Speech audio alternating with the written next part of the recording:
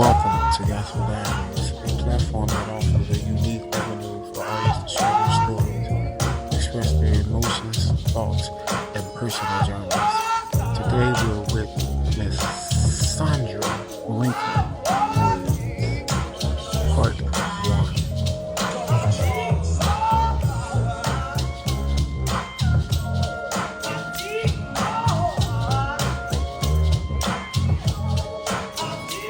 Talking about the blood that continues to give me strength from day to day.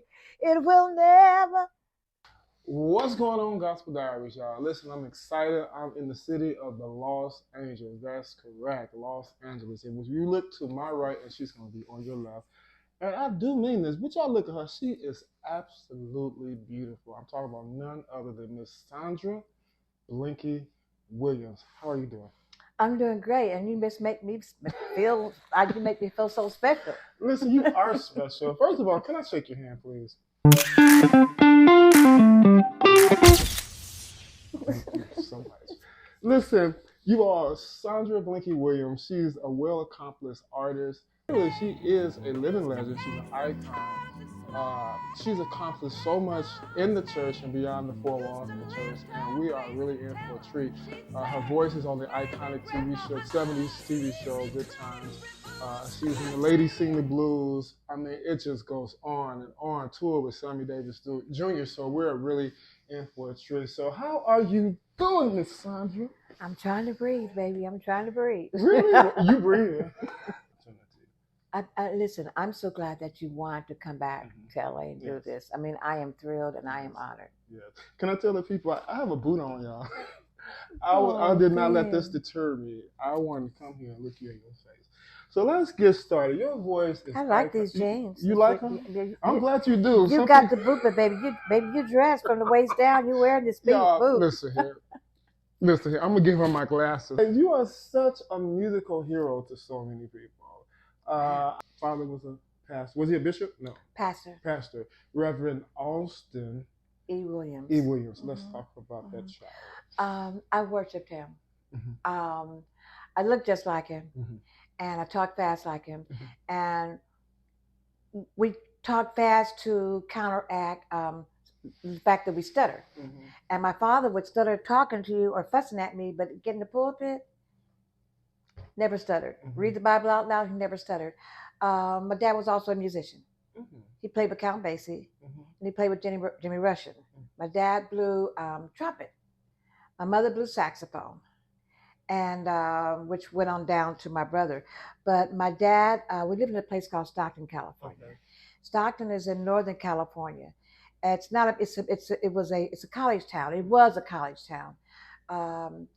The Del Monte farms were all there. So when you got to Stockton, the moment you got to Stockton, in the winter you smelled tomatoes, tomato sauce from the cannery. And when you got there in the summertime, you smelled peaches. So the Zinfandel farms were all there. We didn't know nothing about Zinfandel until we got to be grown and living in Los Angeles. But yeah, my dad ran for the school board. He also ran for city councilman. There is, he was the first Black person on the city council, first Black man on the school board. My dad died at 46. 46. Yeah, he did so much in his few years of life. There is a park there that's named after him. It's called the Reverend A.E. Williams Brotherhood Park. And it was erected by Ralph White, who's a city council person there in Stockton. Yeah, but you mentioned a few things. You say your dad was an accomplished musician as well, but he found his way behind the sacred desk. So were these activities before the church? No, as far as the community involvement. Well, no, with Count Basie. Oh, that was, yeah. Okay. He was raised in the church. Okay. In fact, Jordan Grove Baptist Church in Houston, Texas. My great-grandmother, who raised him, she was a drummer at the church. And believe it or not, she played bass drum. Okay. And he was playing in the clubs, and then coming on Sunday, he would play in the church band. So, from what I understand, the story goes that at one point, she stopped him one Sunday morning when he came in around 8 o'clock and said, "Grandson, you got to make a decision. Either you're going to stay in the club and play all night and don't have a house to come to, or you are going to stay here and have a house and play in church." And she prayed with him, and he made the decision to quit Jimmy Rushton and basically play at the church. Had my dad not died at such an early age, had he not died, I wouldn't be singing. I wouldn't have been an entertainer. He was living. He didn't know I did it. So the name Linda Lou Adams, that is a real name. Is that really a real name? No. Oh my Lord. You so did that's research. You for real. You did I research. was going to ask you. I was like about 16, and I went and during that time you could do work study. So I got a job because I had enough credits to graduate before time. So I got a job called Tri-Disc Records. It was owned by Epi Kreiner and Fred Smith, and they had the bounce of the Olympics. So I went there, got a job as a secretary, as a receptionist, and so they learned that I could sing and who my father was and so forth. So they took me in the studio and cut a bird in the hand, where to in the bush, and then I did the answer to gonna have a party. Surprise party. Yeah. My dad was driving one day and he had the radio on, Hunter Hancock, and he said all of a sudden he heard this voice, and they said Lindy Adams. Okay. And he said, "Lindy Adams, my foot." So I came. So next day I was at school, and I don't generally come out the front, but some reason I came out the front, and there was my daddy standing in front of his long Cadillac, and did like this. He said, "Come here, Lindy, Lindy Adams." He held up a pen, and the pen said Lindy. And he said, "Sandra, did you make a record?" "Yes." "Did you get paid for it?" "No." I was going to ask you that. Okay. And he said, "Why didn't you tell me?" And I started to tell a lie. And so that's when he told me the story that he was driving and he heard my voice. Wow. Okay. He said, "You're too young to do this. I don't want you to do this. And you snuck and did it, and you didn't tell us." Okay. He said, "So I have the owner of the record company coming to talk to us this evening." And he had them. When I got home, we waited about 15 minutes, and my brother had already told me, "You in trouble." You know, he's now a preacher. And so we were sitting there, and Effie Kreiner came in. She says, "Hi, Blinky, how are you?" And she lit up a cigarette, and a cigarette holder, and my mother did like this. In your home? In our home. And so she says, "Do you have a light?" My mother says, "Not in here." You know, they didn't have nothing against smoking because my dad smoked a pipe. But anyway, just because of the chase, she sat there and she explained to him, you know, they had a great voice. He says, "I know that. She can really sing. I know that. She can play the piano. I know that I'm going to make her a big star." He says, "She's already a star." Wow. And so they said, "Well, we can't rescind the record." He said, "Okay, well, how much money did you pay her?" He says, "Well, no, she's a receptionist. We paid for the receptionist." And my dad told them, "You want Sandra to sign with you?" I said, "Yes." He said, "You give her $100,000 right now." I didn't even know what $100,000 was. I know what $100 was, you know. But anyway, she wrote a check for $500, and she gave it to my dad, and with my name on it. And he says, "Now, Sandra's not coming back to work, and she will not be singing on your label, and you took advantage of her." Hi, Eric Maurice Clark. If you are enjoying this content, would you consider supporting us? The information is on the screen. We want to bring you more content, but we need your support. Did you have that pseudonym Blinky at that time? They've always called me Blinky. Okay. How did you get that pseudonym?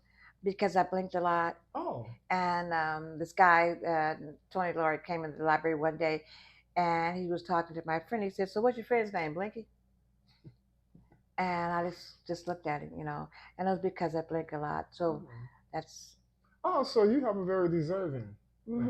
Very Yeah. rare. Okay. Cool. Hal Davis really, you know, I was at Mavericks Flat after my dad passed away. Me and Billy we used to sing at a club called the Nightlife, or wherever Preston, Preston, Okay. wherever he would go, we would go, and we were all preachers' kids. But my father had passed away, and so I started working at Mavericks Flat. Okay. And Paul Williams and Eddie Kendricks. Mavericks was the place to go at one time. Are you talking about Eddie from the Temptations? Yeah. Or no, Eddie from the Temptations. Okay. And Paul Williams. Okay. So they were at Mavericks one night, and everybody used to come to Mavericks. It was owned at the time by John Daniels and Jim Brown and Tony Curtis. And I was performing, and they asked to come. They were ushered up to my dressing room, and they were telling me about Motown and da da da da da da da. And so they made arrangements, and they told Barry about me. So I was supposed to. So I spoke with Mr. Gordy and two people from Motown, Hal Davis. And so I went in the studio with Hal, cut up a bunch of stuff, sent it over to Motown in Detroit. It was called Acetates then. And I was supposed to leave that following week. It was March. I left in July, July 4th, because I was tossed about going. My mom didn't really want me to go. And I finally got upset thinking about my dad. So I left in July. That's kind of arrogant, but I didn't know what I wanted to do. Right. I get it. You know, and so something upset me, and then I got on the plane. Months later. Now that's a lot of nerve. And they kept my ticket there. American Airlines, I never forget. They kept the ticket there, and I showed up. And you was able to go. But it was on the 4th of July, and I didn't realize it. So no one was there to meet me at the airport. No bells and whistles and flags. Wow. Now you're in Stockton. Andre Crouch is where? L.A. He's in L.A. So how did you all meet? Edna Wright, who was one of the Cogics and lead singer of the Honeycomb. We were best friends at school. At high school. Yeah. And so during that time, Billy Preston used to ditch school. He and Frankie Carl, and then Edna Wright. So they would ditch school and go horseback riding, and come back. So one day she had gone horseback riding, and she came back to school. I said, your dad came up here to pick you up.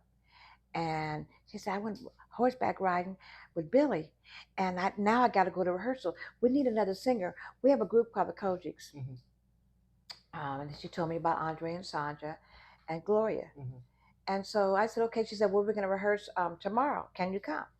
I asked my parents, and the rehearsal happened to have been down the street from my house, at Gloria Jones' house. And she brought me over there. I met over there, and over at Gloria Jones' house. I met Sandra and Andre. And I sang a song, and I became a Cogic. Wow. I praise God for my journey. You know, I could have got lost on the journey, but because of my upbringing and my foundation, I didn't get lost. And the Cogics, everybody in the Cogics was talented, and the Lord blessed everyone at one point to all go their separate ways, but we stayed close. We never were jealous of each other. We loved to hear each other sing.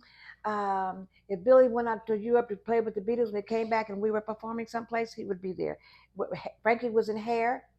When he came off the road, if we were performing, Frankie would be right there. Gloria Jones went off to write for Jackson 5, ABC, and all the songs. Come back, Cogics were. We just loved singing together, loved being together. We loved the Lord. Think that you were creating history at that time? No. You didn't? No. But you realize it now? Yes. Okay. I mean, every time I hear the blood will never lose its power. I was there. I'm on that. That's me singing. You know, that's Gloria Jones singing, Billy Preston, Edna Wright. I mean, and I'm sitting there and people are singing the verses and singing but here we were 16 and 17 years old and made one of the biggest, most popular songs ever recorded. Yeah. No, we didn't know that we were making history. Engagements that the Cogics, like, did you all stay in town or did you ever get on the road? We were called the Teenage Wonders of the World. Okay. we performed in New York, in England, in Switzerland, um, and up and down the Bay Area, all in California. Even before Walter and Tremaine were really big as they were, they used to come to our anniversary concerts. Okay, and we were inspiration to them, and they said it for so long that the Cogics were their inspiration, and he organized their group. We did TV shows, and we were always singing someplace in LA because you have all these great singers in LA. You had Reverend James Cleveland. You had the gospel musettes, the Eddie Kendricks, Bessie Griffin. Gospel Pearls. Gospel Thank you, Pearls. Jesus. Yeah, Bessie Griffin and the Gospel Pearls. Oh God, yeah. We considered it an honor. And we would open up for be on stage with the Staples, the Caravans, Maceo Woods. Mahalia called us the Gojis. She couldn't say Koji. She said, bring them Gojis back. Okay. And we were at the Olympic Auditorium with Mahalia, the Caravans, the Harmonizing Four, then again with the Swanee Quintet, you name it. Clyde, that's right. Yes. Yeah, and Clarence Fountain, the Blind Boys. So we didn't realize the importance. We just know that, okay, they've asked the Coaches to come and sing. Oh, okay, we had our robes, and my mother used to make our robes. And we had our robes, and we would go sing it. But we knew we had to be off stage with whoever before 7 o'clock because all of our dads had night service and their own broadcast. With the Cogics? Yes. All right. We were at a church called Grace Memorial here in Los Angeles. Grace Memorial was the West Angeles of the day. Grace Memorial's broadcast was at 11 o'clock on Sunday nights. You could hardly get in there. And I had fingernail polish on my nails. And I still had my lipstick on. And we were getting ready to sing. And Eddie Kendricks said, Blinky, you're going to have to ball up your fingers, ball up your hands tonight when you sing. So here we are singing the blood, and I got fists. It will never lose. It reaches to the high, and I got my hands balled up. And he said, Blink, turn to the side, let me wipe your lipstick off. That was my most memorable time. First gospel record, but let me know, I like to put puzzles together sometimes. I like this type of stuff. So with the Cogics, you all was on, I believe it was Exodus, but it was a subsidiary of VJ. Yeah, it was Simpson Records. Right. It was a subsidiary of a VJ. So is that safe to say that's how you got signed with Atlantic? Yeah. Okay. Richard Simpson was working with the Caravans and producing the Caravans, and then my first record was on.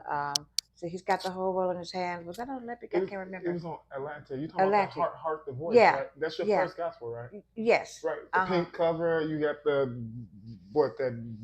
off-white blouse. Yeah. Okay, yeah. My mother. Okay. Yeah. Yes. Oh, she made that? Yes. Oh, she made a lot of clothes for you. Yeah, and she even my stage clothes eventually. Really? She would never break cleavage though. She said. But first time she saw me perform, she was at the Forum in Los Angeles with the Temps, Be Able to Star, Temptations, and so after my part, they brought my mother to the stage. She and my brother were walking me into the dressing room, and I said, "So, Mommy, did you enjoy the show?" Well, you just looked like you were so cold up there. And she started closing my clothes up, and she put her big coat around me. Because I was kind of loose up there, and she said, you don't really have to show all that, so I'm gonna make your clothes. She made your clothes. They were A-line, they were glittery, they were beautiful, but baby, was no cleavage. Okay, and it didn't show no arms either. They're very classy. Sammy loved her doing my stuff, but it was up to here, baby. She made sure you were saved, sanctified. Okay, so the album. So you did I wanted to let you know, I don't know if you know, but that album is actually in the the Black Gospel Archive Project at Baylor University. Get out of here. Hark the Voice. Hark the Voice? Yes. So that is there for researchers. So congratulations on that. On the when I made he's got the whole world in his hands, I had no idea that was such a big song and it was a folk song. But what you're telling me now, I had no knowledge of. Was that Heartaches? So that's the one. No, Heartaches. You did that like on 45.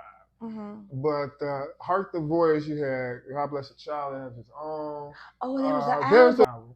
Wonderful album. Matter of fact, who's playing? Who's the musicians? Andre and Frankie Cole. Really? And Billy.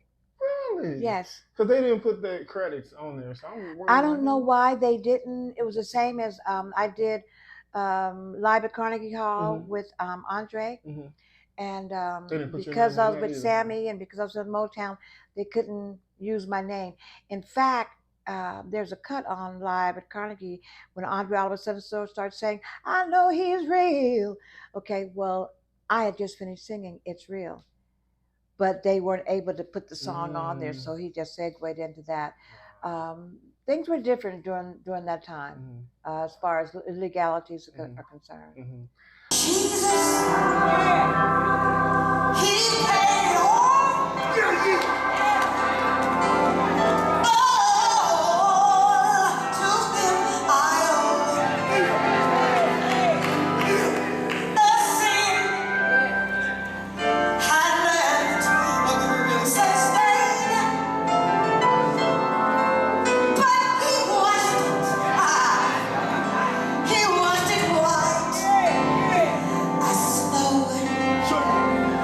Records now. Edwin Starr, that's a name that you don't hear a lot, but I believe, future generations, this generation that's coming, like all of this music is going to resurface.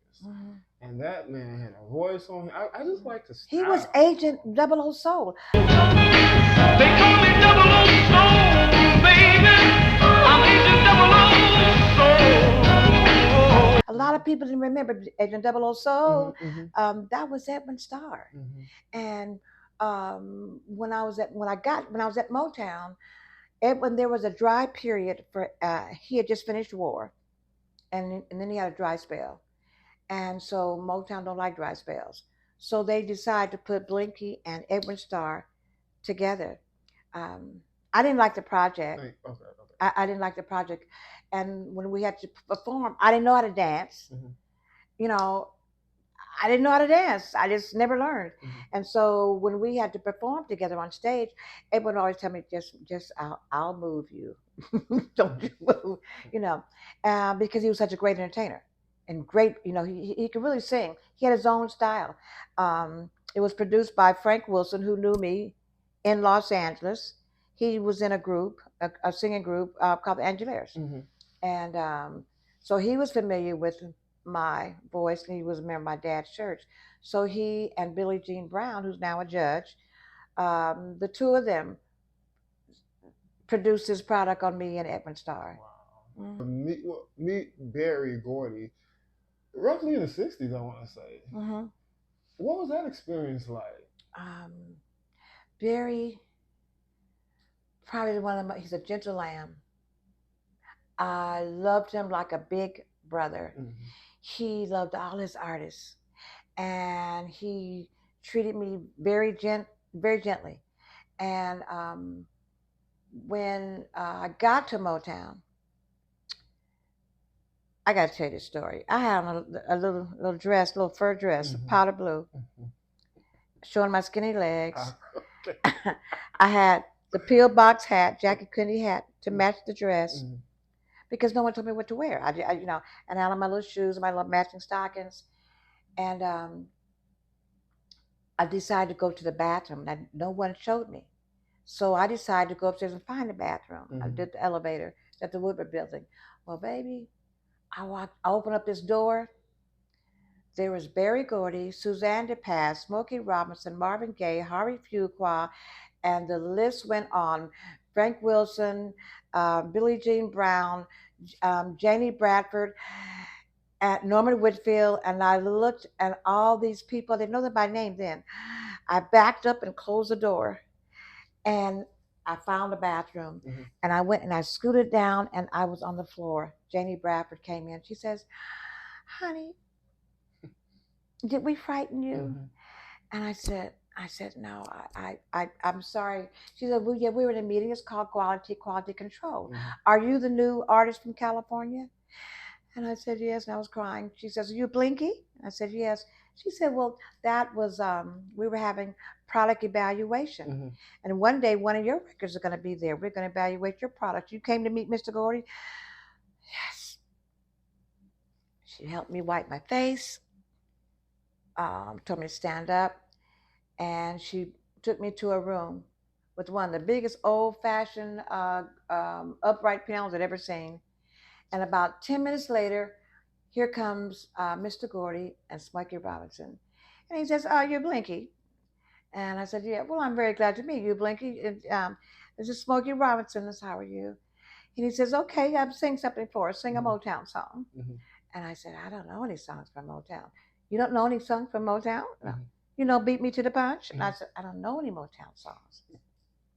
So he says, okay, well, we'll sing something. So Smokey sat down at the piano and started dun, dun, dun, dun, dun, dun. And so he said, sing this, and I know what it was. And I said, well, can I just sit down and play it myself? Like, you sit down and play? So I sat down. So they looked at me, you sit down. So I played Our Day Will Come. And then I sang that, and I played and sang God Bless the Child. And Barry said, sing it again. And I sang it again, and I played it. And that's how I got signed. Wow. Hi, Eric Maurice Clark. If you are enjoying this content, would you consider supporting us? The information is on the screen. We want to bring you more content, but we need your support. And remember to love on someone, and you will change a lot. What did you see when you saw Smokey Robinson? I saw a very good-looking man. That was it. You saw him at a very young age. That's amazing. So you gotta remember, I was a Cogic, I was a Cogic, so I already felt we were big and popular. When I met Smokey, I didn't put him to the songs because I didn't hear too much secular music, even though it was allowed in our home. Okay, because I didn't really go to dances, and I put money in the jukebox. I didn't know a lot of Motown songs, so I wasn't hip to Smokey. But I remember, ooh, baby, baby. I remember that. It was years later that I actually, wow, that was Smokey Robinson. Tears of a Clown and so forth. So he was very nice to me. Called me little girl, and he referred to me as little church girl because a lot of times they would have parties. I would leave and call Cecil Franklin, to come and pick me up so I can go to the revival at the church. Wait, you talking about Aretha Franklin's brother? Yeah, Cecil Franklin. Oh, okay. And so that's what I wanted to go to church. Sing the blues. That is an iconic. That is what they call a classic. Yeah. Like generations to come will still grow up looking at this movie like, oh my God, this is just amazing. And you're on the soundtrack. Wait, were you in the film? No, just I'm just a soundtrack. Gil Askey, who was the musical director for the Supreme for years, and he was the musical director for Lady Sings the Blues. And I was singing at a club one night called the Pied Piper. We'd come off the road, and I was singing there, and I was real hoarse.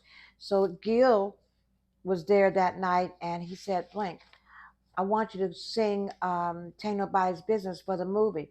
We went to the studio that night around 2 o'clock in the morning, and that's when he said, we're gonna put this in the movie, and that's what happened. And did you go to any of the screenings of any of the? No, we were on the road. Really? In fact, I left out the next day. So did you ever get a chance to hear it during the time that it was like premiering?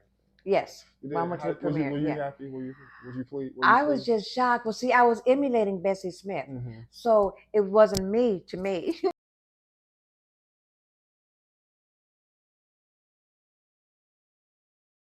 We're crossing over one by one.